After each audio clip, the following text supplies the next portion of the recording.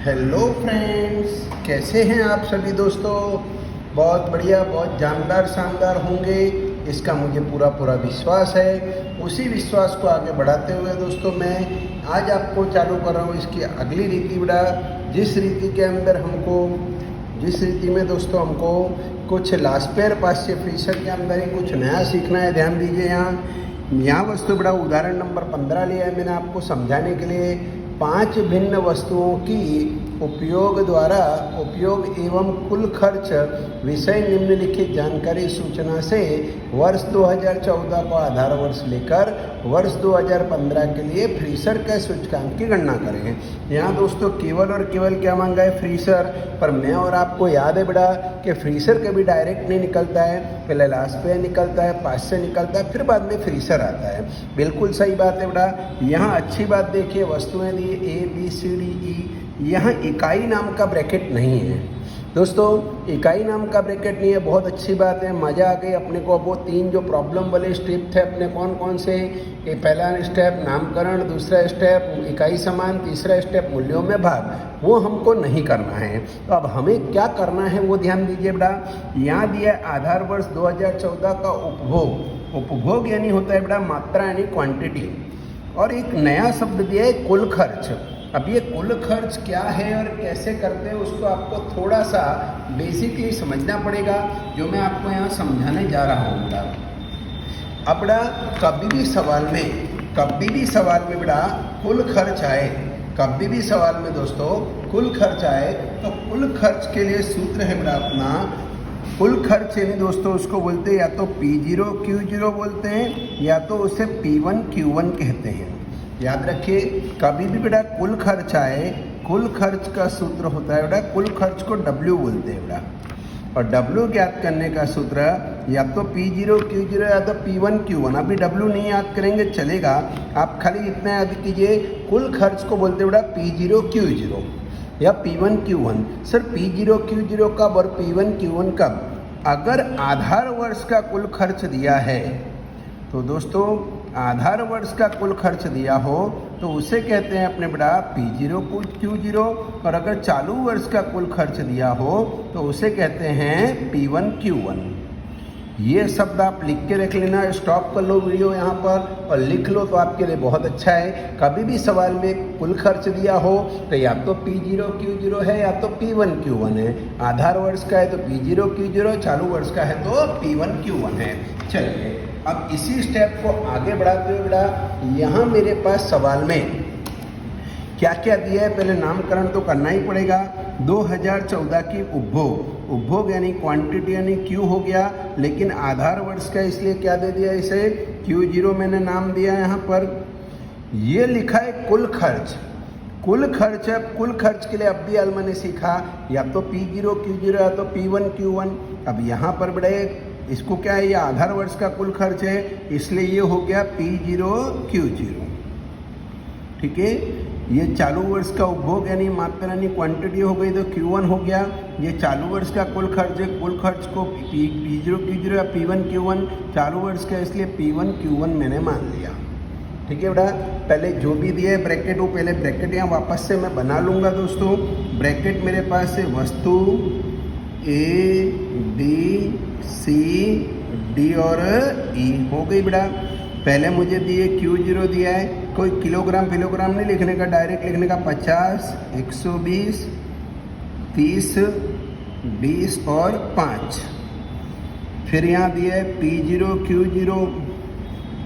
Q0 है 2500, 600, 330, 360 और 40। ये मुझे दिया है Q1 की वैल्यू है 60, 140, 20, 15 और 5। फिर दिया है बेटा मुझे P1 Q1 चाहिए, कितना दिया है बेटा 4200 दे दिया है, 700 दे दिया, 200 दे दिया, 300 दिया और 50 दिया। दोस्तों सवाल में अब यहाँ से ट्विस्ट आ रहा है, थोड़ा ध्यान रखना। अभी तक मेरे पास जितने भी सवाल थे उसमें या तो मुझे P0 P1 Q0 Q1 देता था, आज यहाँ पर नहीं दिया है।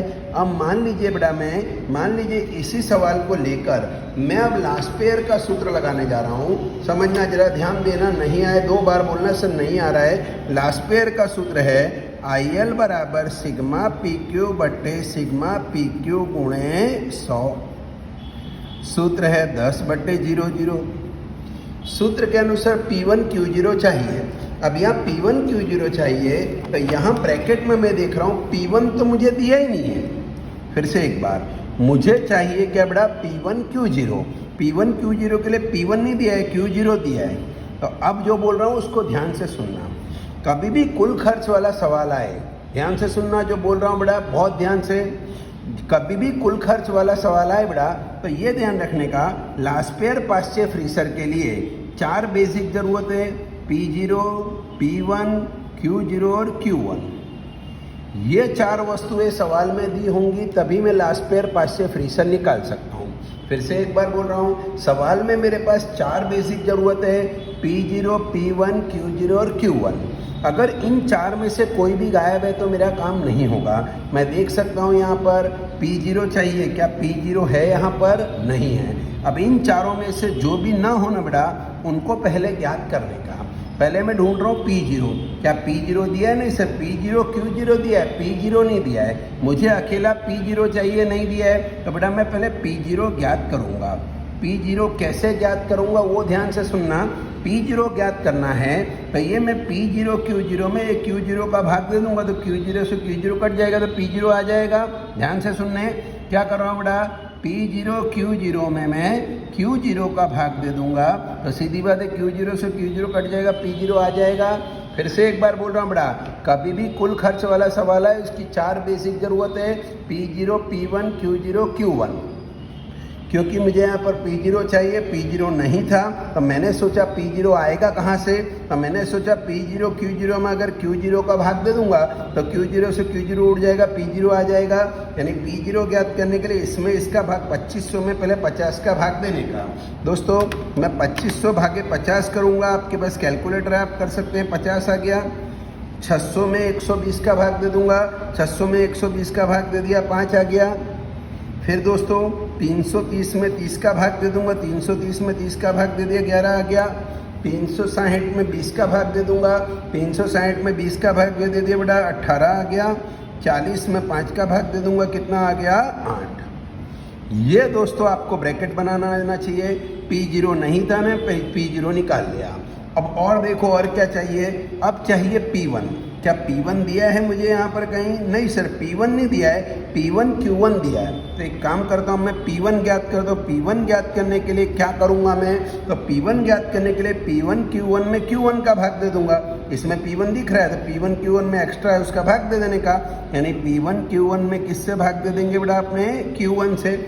इसमें इसका भाग दे देंगे तो Q1 से Q1 उड़ जाएगा तो P1 रह जाएगा। 4200 के अंदर 60 का भाग दे दिया, कितना आ गया, 70। 700 में 140 का भाग दे दिया, कितना आ गया, 5। 200 में 20 का भाग दे दिया, कितना आ गया, 10। 300 में 15 का भाग दे दिया, कितना आ गया, 20। 50 में 5 का भाग दे दिया, कितना आ गया, 10। चलो P0 भी निकल गया, P1 भी निकल गया। अब किसकी ज़रूरत है? Q0 की। Q0 की ज़रूरत है। Q0 दिया है कि नहीं दिया है? दिया है। ओके, रेडी है। और क्या चाहिए? Q1। Q1 दिया है? हाँ दिया है। यानी ये चारों पहले ढूंढ लेने के। कभी भी कुल खर्च दिया हो तो ये चारों में से जो गायब हो पहले उनको ज्ञात करने का, तब जाके आप सवाल कर पाएंगे बेटा। हो गया। अब मेरे सवाल पे वापस आता हूँ। मेरा सूत्र था P1 Q0 निकालो, तो अब मैं बड़ा नया ब्रैकेट बना देता हूँ यहाँ P1 Q0 नाम का। P1 Q0 यानी P1 का और Q0 का गुणा करेंगे। ये रहा P1, ये रहा Q0, यहाँ पर दूर दूर है दोस्तों, ध्यान से एकदम। 70 और 50 का गुणा कर दिया, 3500 आ गया। 5 और 120 का गुणा कर दिया दोस्तों, 600 आ गया। 10 और 30 का गुणा कर दिया बेटा, 300 आ गया। 20 और 20 का गुणा किया, 400 आ गया। 10 और 5 का गुणा कर दिया, 50 आ गया। जोड़ दिया दोस्तों मैंने, यहाँ पर आ गया 50 का 50, 11, 14, 18, 18 की 8, हंसी लगी 1, 4850। दोस्तों मेरा P1 Q0 मिल गया 4850। 4850 अपॉन अब क्या चाहिए, P0 Q0 चाहिए।